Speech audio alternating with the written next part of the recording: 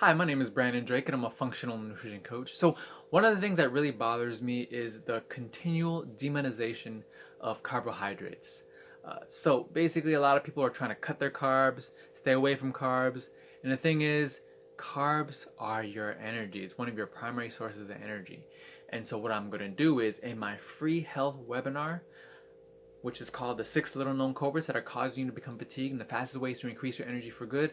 One of the topics that I talk about is carbohydrates. And I talk about what kind of carbohydrates are good, what kind of carbohydrates are bad, what are complex carbs, what are refined carbs. I actually really get into details of the nitty gritty of what carbs are, along with many other health topics that are basically really important topics that you could actually apply for the rest of your life.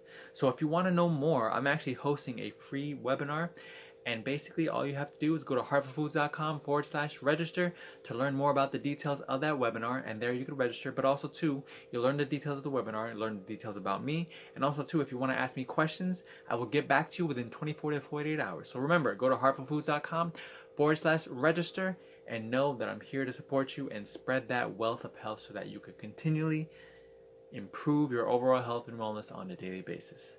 And look, my goal is to at least impart just a few pieces of knowledge that you could actually apply for the rest of your life. And that's really my goal. And if I could do that, I felt like I've done my job, and it really makes me feel good to know that I could continue to help people improve their overall health and wellness. And I'm always trying to improve my health and wellness. So again, my name is Brandon Drake, and I'm a functional nutrition coach and a therapeutic chef at heartfulfoods.com, where food is medicine.